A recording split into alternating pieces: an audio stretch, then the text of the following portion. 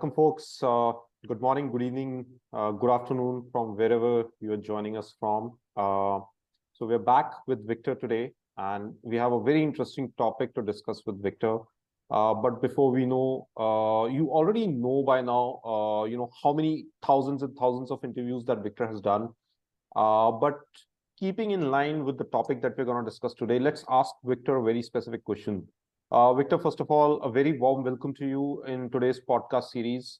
Before we begin, for the viewers, can you tell us how many leadership hires have you been involved in across your career? Well, thank you, Ashish, for inviting me into this important topic. Involved with is a variable term. When I was at EY, I ran the search practice for 5 years. So indirectly, I leaders, I would say, let me think about the number, probably about 40 leaders. Mm-hmm. And then I coached and led and developed another 3,500 during the 10 years I was at DDI. Mm. And then as a chief HR officer, I would say I probably hired maybe another 25 leaders. So I don't know, keeping track of the math, maybe about 100 or 150 Right. overall. Awesome. So that would mean, a factor of typically 8 to 1, about 1,000 leaders that I've interviewed. Wow, that's a lot. So, folks, I think you've got some idea that what are we going to talk about today. The topic for today is hiring for leadership roles and how can organizations be better at it. Now, having said how can organizations be better at it, Victor, the first questions comes to mind, which is how good are organizations right now at hiring leaders? Well, it's a sad result, a sad answer. DDI World is probably the best source to go to. Their survey had 14,000 leaders responding. And over the last, 10 to 12 years, the leadership bench internally has decreased significantly. And let me ask you, what would be your guess as to the question, what percent of your leadership bench would you consider to be strong? What's your guess the average percent might be? In terms of the survey response? Yes. I would say people would be more confident about their leadership bench, and they would say at least 40 to 50% would be a strong bench as per them. Well, you're off by a factor of about 10. Not bad. Currently, as of last year, 12% said they had a strong leadership bench. Wow. So there is a significant shortage of leaders who are prepared to fill key leadership roles within the company. And so when you look at having a strong bench, what does that mean? Well, they're 10 times more likely to have their employees rate their quality as very good or excellent. And they're 5 times more likely to be able to prevent burnout among their employees. Yeah. They also generate more revenue and profit, and yet it's dropped 33% in 2011. So not effective in terms of internal. Now, external, when you look at new hires of CEOs, McKinsey reported that 1/3 to 1/2 are failing within 18 months of taking the role. Wow. So it's on both ends, what we call build or buy. If you build it, you've got to do it right, because right now 12% are ready now. And if you're going to buy it, well, you've got to do something around that CEO transition. Otherwise, they're doomed for failure. Right. Now that's a very interesting topic, and most of the times when I end up interacting with within my network with my fellow founders and leaders, and even in the past, when I've been involved in the corporate life, one of the burning questions have always been, where do you hire leaders from, right?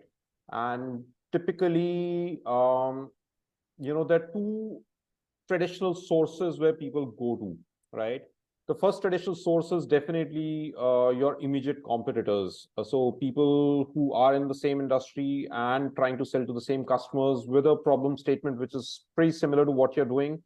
You end up tapping them, and if you're running a bank, you go to another bank's leadership ranks, and you get the VP and make them the CEO here, right? That's typically how people end up doing it. The other, avenue that people started looking at when this market saturated to hire leaders was to look at adjacencies, which is, let's say I'm running a bank and I need a leadership role to be filled in, and there is no qualified candidate amongst other banks available. So I might go to other NBFCs in the market, which are not exactly banks, but somebody who's running in the same market of finance and dealing with the same set of customers, etc. Right? So at least there's some transferable skills that the person can bring in to the table, and lead in the business to be able to grow it and meet the strategic objectives. Of late, I've seen a very interesting trend come up, Victor, which is good, that you look at your competitors, you look at adjacencies. Now, more and more, what's happening is that you start looking at parallels as well, right? And with parallels, I mean that you may not be from the same industry, but you know that you're setting up a new business, or you need a leader with certain skills that some other industry, which is totally unrelated industry, might have, right? So you bring that person with that expertise and plug it in into that particular role. Are you also seeing this parallel hiring happen more and more in the industry right now, especially in the leadership positions? Sure. Well, the hire just like me trend, let's go to our direct competitors, which used to be the natural tendency, Correct. caused this huge diversity problem. So you look around and we call it male, pale, and stale. Yeah. When you look at particular boards that I work with, they're all men, they're all white men. And because that's who we know, that's who we've connected with, that's our network. Yeah. And so while that might be a natural tendency, it's caused some real diversity issues.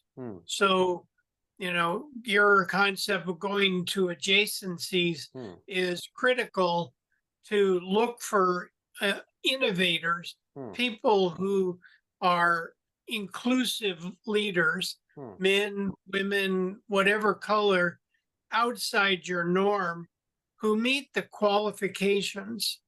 Now, what's interesting is that means we have to rewrite all those job descriptions and all those job postings, because they all say, experience in this industry, 20 years. You're not looking for experience, you're looking for expertise, right? You're looking for skills, you're looking for people who can actually do that job rather than carry that experience with them, isn't it? Yep, absolutely. We're looking for the behaviors that relate to the competencies, that we've established. We're not looking at lowering the bar or changing our expectations, but rather, what have their experience led to the results that we want to achieve, and how relevant are they to our industry?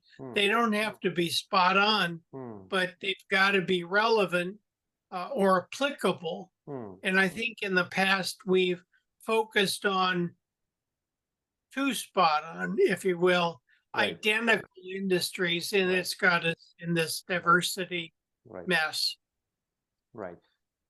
Let's go back to a very interesting point that you touched upon earlier, and I think that is one of a long-term solution that companies can adopt is the biggest question between build versus buy, right? Do you hire from outside or do you start building a solid internal pipeline of leaders and groom them from basically the ground level?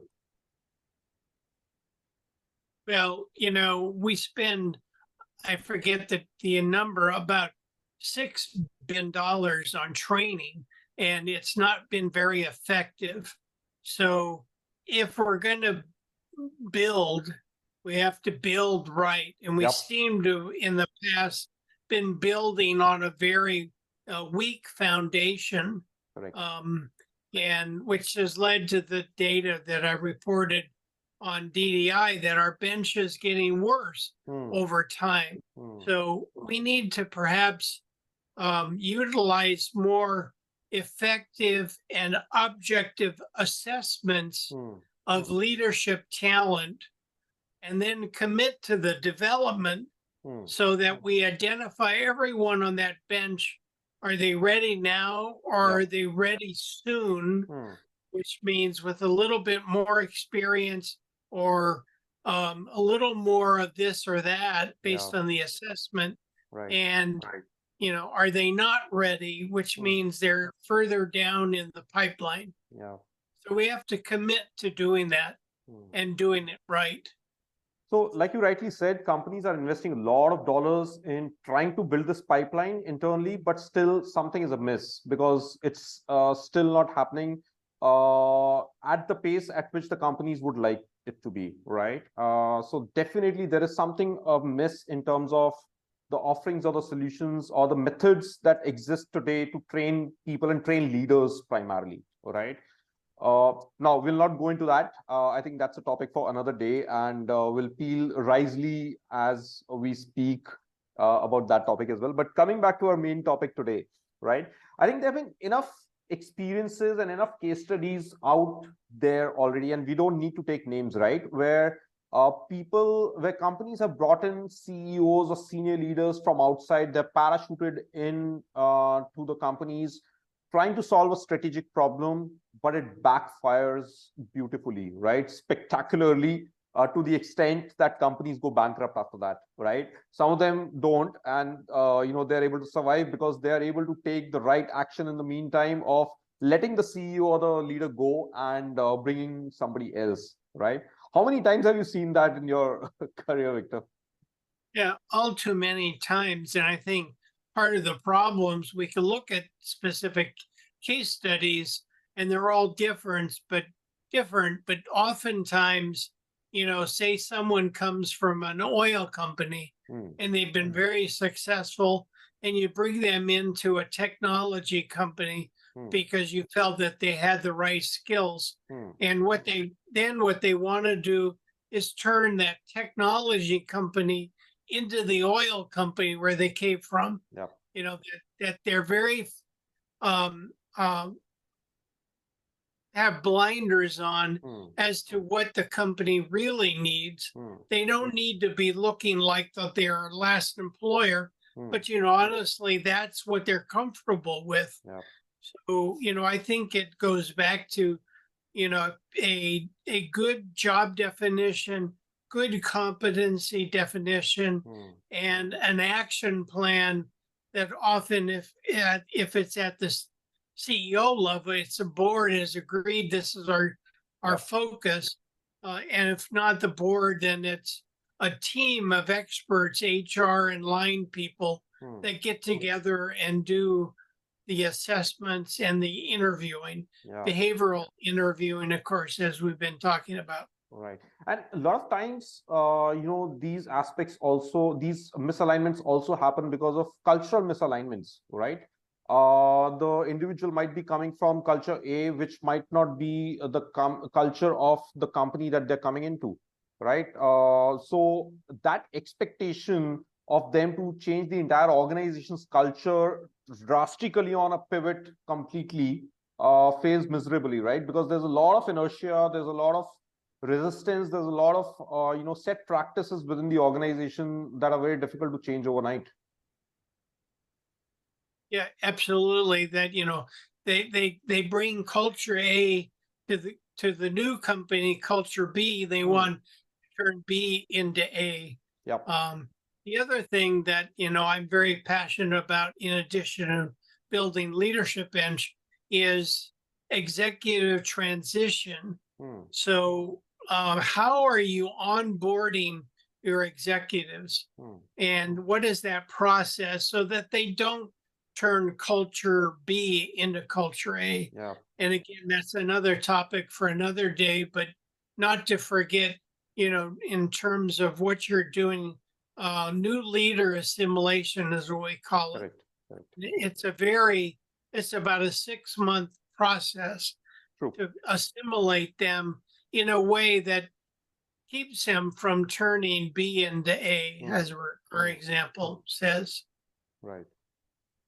Awesome. So let's move on. I think one of the things that is definitely associated with this particular topic, which is leadership hires, is how to evaluate people in leadership roles, right? What qualities to look for, especially in today's world. Are there any common traits that are must-have, along with specificities that any company would have for sure? So leaving out those specificities, are there some common traits that companies can look for when they're hiring for a leadership role? Well, if you look at leadership roles today, there are three, actually, there are more than three, but three in particular that rise to the top that are significantly different than they were 5 years ago.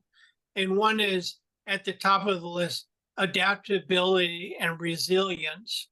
So being able to navigate and lead through changes, uncertainty, and unexpected challenges. And being able to do so in a way that when confronted with perhaps failure, that they're resilient in overcoming that.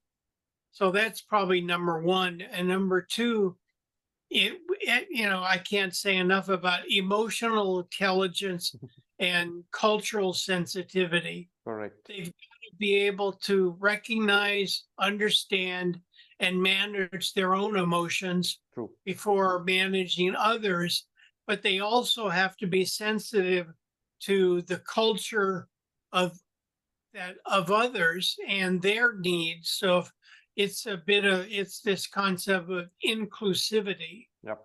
Then the third is strategic thinkers.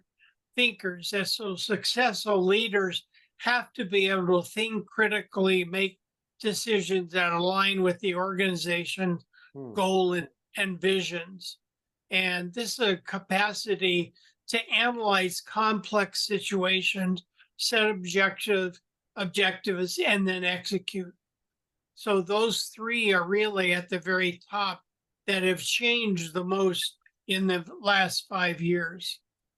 Totally agree with you. I think that's bang on. I think these are some of the very important aspects, especially in the world that we are living today, where things can change overnight and drastically. Not even a small change; it can basically do 180 degrees overnight, right? So that's clearly some of the most important qualities. So the bigger question that people would have now is, how do you use behavioral interviews? How do you assess people in interviews? Let's say for one of these qualities or any of the other competencies that you would want to hire for, right? So how about we do a role play for our audience, Victor? What do you think about it? Are you up for it, Ashish? Let's give it a try. So let's say that you are gonna interview me. Let's do that. What do you say? Yep, sounds good. All right. So do you want to set the context in terms of what position are we interviewing for, and so that I can play that role? Well, sure. Well, it's not really all that role specific, but let's say that we're hiring you for chief technology officer. All right. Of course, if you've heard our previous lessons, we've done a thorough analysis of that job. And my team, as chief HR officer, I brought in other line managers in addition to the CEO for us to agree on what are the core competencies for this job. And so now I've been assigned 3 questions that I'm going to ask candidate Ashish. And after my, we're not going to do this in a role play, but after this, then 3 or 4 others, including the CEO, would then ask different questions around the same competencies. All right. So that's our context. So the first question, and I have my written interview plan here, as we've talked about. So Ashish, can you describe a situation where you had to adapt to a significant change in your work environment or responsibilities? Oh, all right. Thank you for posing that question, Victor. I think if I had a penny for every time I was in such a situation, I would be a billionaire by now. No, but jokes apart, I think there have been many situations across my career in which sudden and unexpected movements have happened, and either new responsibilities have come to me, or they have changed significantly. So I remember in my last job, I was VP of engineering, and suddenly a CTO resigned, and less than a week's notice, I was made the CTO. And I had no clue on how to do that job because I'd never thought about or envisioned myself being a CTO at that time. So what did you do about that? What did you do first? Get yourself ready. Took a deep breath. Good. Yeah, I think it basically hit me hard. It was an exciting role, so I was pretty excited about it for sure because it was a big step up. But on the other hand, it was a very anxious moment as well because I was not ready for it, right? In my previous, roles, I had always started envisioning the new role that I would get into. But this time I wasn't ready because it had happened too soon. I had just been promoted to a VP of engineering less than 6 months ago, and the next promotion was not due for years, right? So I'd not even started thinking about it. I think what I did was to take my time and understood what that role is all about, right? So the first thing I did was actually to call up the existing CTO who was outgoing, and I spent half a day with him just to understand what he did on a day-to-day basis. That's a great idea. How did you manage to convince the outgoing CTO to give you time since he or she is on the way out? Yeah, so it was a little tricky. I think since the transition was at a very short, in a very short period, their schedule was pretty tight, but still, I think they were pretty, embedded in my success as well because they didn't want to leave the role in a way that it would have left the company in a lurch. So they were pretty happy to actually give that time and spend that time with me to understand how I can add value to whatever they have done, because they also wanted to preserve their legacy in a way, right? They didn't want the entire tech platform that they'd built from scratch to be frittered away. They wanted the foundation that they'd built to be built on further. So they were more than happy to actually give me time and help me understand the nuances and bring me up to speed. So how did that turn out? Sounds like it was pretty emotional. You said you were anxious, but you took the time to understand the role. Yeah. So what was the result of those efforts? I would say the first 6 months were a nervous wreck, Victor. I think I was constantly having therapy sessions along with my job. No, but jokes apart again, I think it was a time period when I learned a lot, and I think I had to be a leader to a large organization on the tech side. I had to present a vision, but on the same side, not be vulnerable in front of them. Although I was a lot, there was a lot of vulnerability inside me about taking that new role.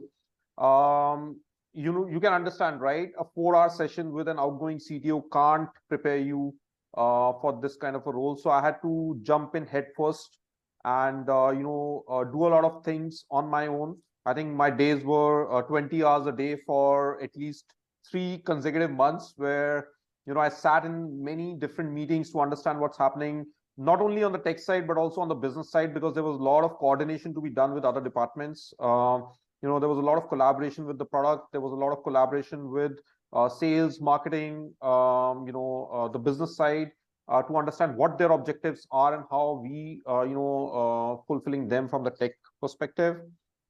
Parallelly, what I did, another thing also was to actually reach out to a mentor of mine, who had been my mentor for long, and I started having a weekly conversation with him to appraise him of the situation and start taking inputs from him. Okay, so let's go back to the result part of it. Did you get any specific feedback after a year in the job from the CEO about how you did? We actually did. In fact, not even a year, because I remember we had a big milestone on the tech side in 9 months' time, right? And the board was looking forward to it because there was an investment milestone linked to what we were delivering. So the pressure was on. I didn't have 12 months to actually settle in, deliver results. I had 6 months to settle in and deliver results, because by the 9th month, the results would have been out. Luckily, we were able to pull it off, and we were able to deliver on our objectives. I would say not all of them, but I think we did meet 85 to 90% of what the board had set out for. And but most importantly, for the company's perspective, we did meet our investment milestone, which was linked to the technology that we're building. Got it. Sounds great. Good example. Thank you. I think I'm going to skip the second question and jump right into the third one, if that's okay. Sure. In my plan, I like the third one better. Okay. So give me an example of a project or task that required you to change your approach midway. Oh, wow. Okay. I think let's take an example in my previous role. So we were acquiring a company, and once we had acquired the company, we had to integrate their product with ours, right? And that was one of the key milestones in making that acquisition successful. Before the acquisition, we had understood their architecture during the due diligence process. We knew how their architecture was, and we had a initial plan of integration with our product, right? When the integration started, we realized that the architecture that we had figured out in the due diligence process was not completely built yet. That was partly built and partly on paper in the design phase. And that was a rude shock, as you can imagine, right? Our entire plan of integration was based on that architecture, and it did not exist in its entirety. Once we realized that, we had to change it drastically. Again, there was a board milestone linked to it, because we had to integrate that to complete the transaction. And 6 months was the time frame by which we had to finish this. We found this out in the second month of integration, so we were left with only 4 months. And I think those were the busiest 4 months of my entire career so far, right? Where we had to jump head on. We had to relook at our approach in terms of how we are going to integrate their product, not only the product, but also bring in the customers on board to our product, and make sure that the business continuity of the business did maintain. Right. So you talked about we had to jump head on. Tell me what your role was in achieving that milestone in 4 months instead of 6. So first of all, we were not able to achieve it in 4 months. We had to seek an extension of 20 days. So I think that happened. I would just like to clarify that. because it was such a stiff target. We did try for it, but we did sound off the board that we might need another month. But we did need another month. We actually finished it off in 20 extra days beyond the 6-month schedule. Now, what I did personally was, since I was spearheading, I was a CTO, right? So I was spearheading this project of integration. I had to look at whether we had enough skills to be able to integrate on the new plan or not. First of all, the new plan had to be designed. I brought in some extra resources to be able to make a new plan. We actually had to look for an external consulting company as well to bring them on board quickly so that they can do a due diligence and come up with a plan and help us with additional resources, and make the project happen at the end. So that was basically the entire strategic aspect, making sure that there are enough resources, collaborating with other departments, making sure that the resources are there, and my team is completely enabled, is primarily what I did in those initial 2 months. And once everything was set up, it was making sure that the project was on track. So, doing daily sync ups with the teams, weekly catch ups to be able to monitor the progress of the project, giving updates to the board and the CEO. I think those are all part of, my job at that particular point of time. Got it. Great example. So last one, tell me about a time when you faced a setback or a failure at work. All right. I think I'll have to go a little deeper than that. It is in my previous role in the previous company when I was VP of engineering.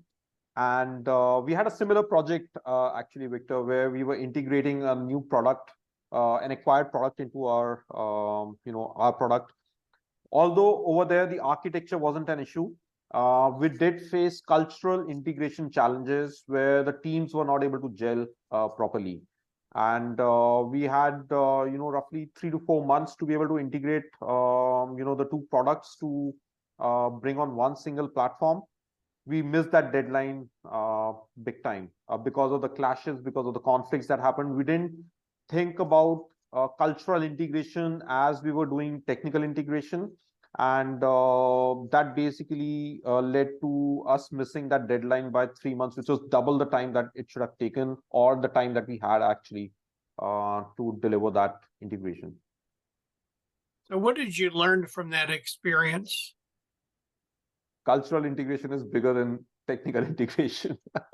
Actually, I used that learning, in my the previous example that I mentioned. I didn't talk about it earlier, but when we were designing the plan initially for integration during the due diligence process itself, I made sure that we actually thought about the cultural integration as well as the technical integration. Luckily for us, it was only the architecture problem that surfaced, and culturally, we were able to assimilate well. In the initial month of integration, we actually brought the leadership teams from both the organizations. We spent a lot of time together to be able to make sure that our vision and our values align together. We had common objectives set.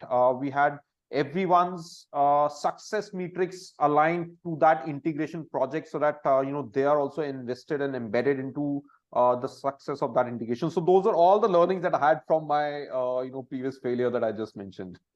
Got it. So immediately upon missing that deadline and having failed at that task, how did you overcome the setback? How did you bounce back from it? Eating a lot of ice cream and going into depression. No, Funny guy. Yeah. So I think it was all in the heat of the moment, Victor, at that time, right? I don't think I had time to think at that particular point of time. I think it was about getting the things done.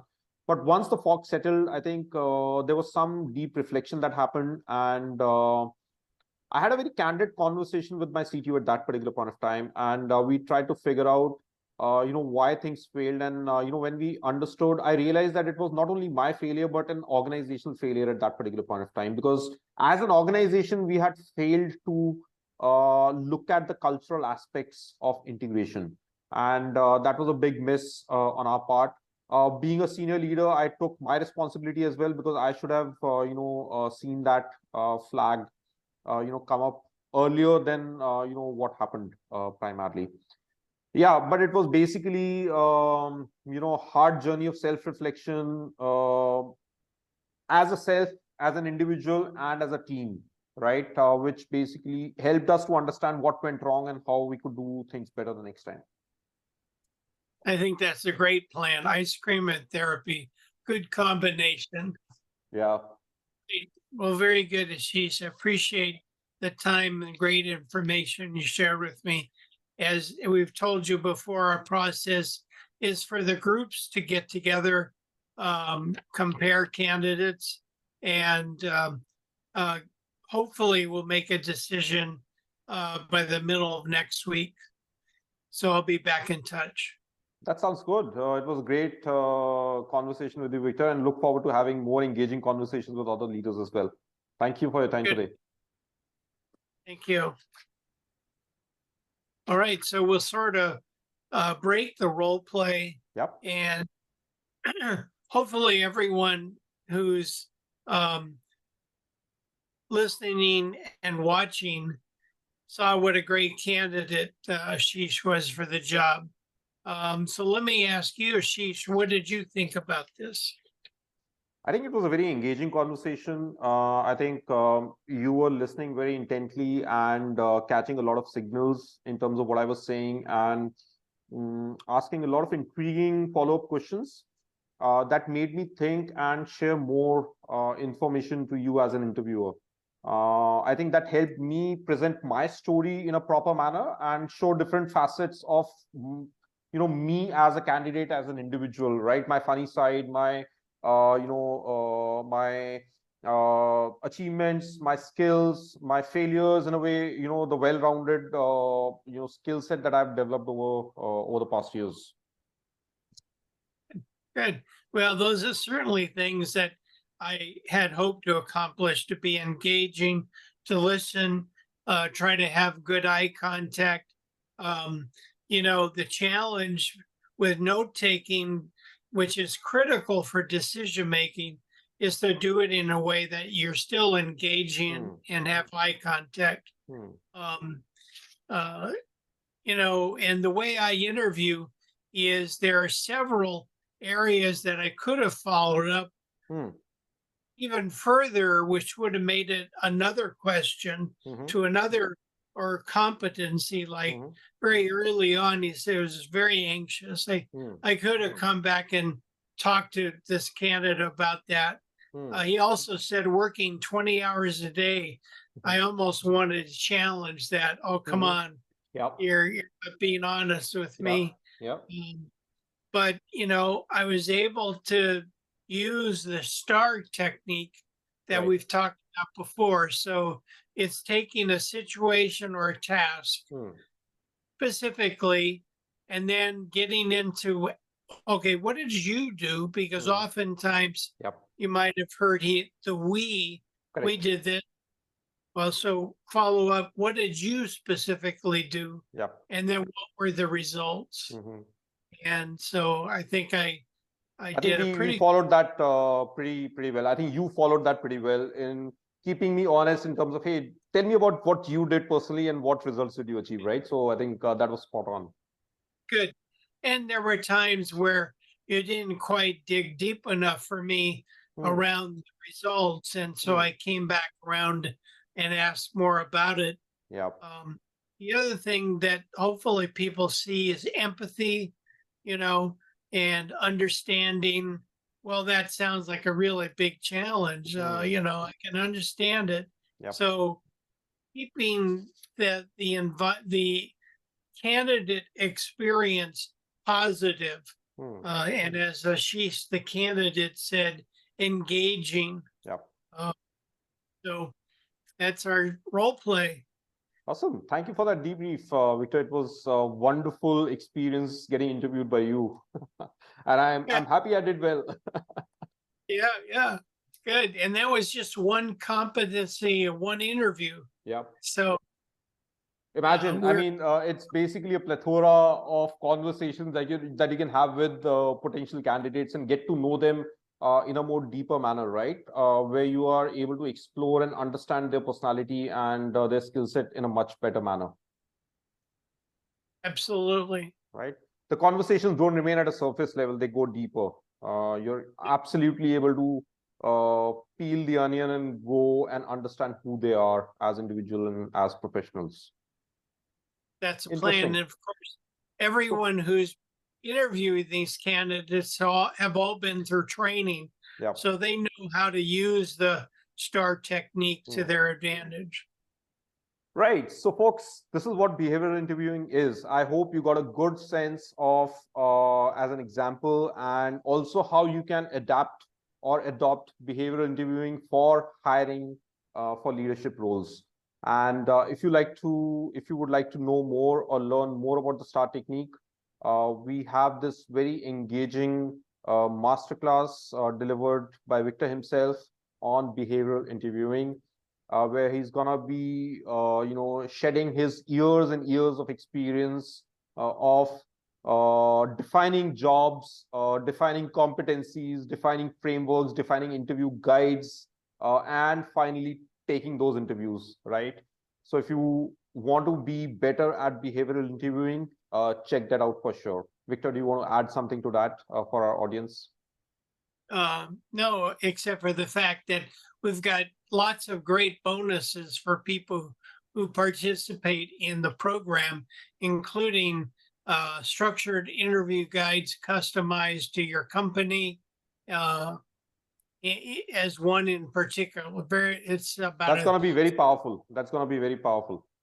$1,500 valuation. Right. All right, awesome.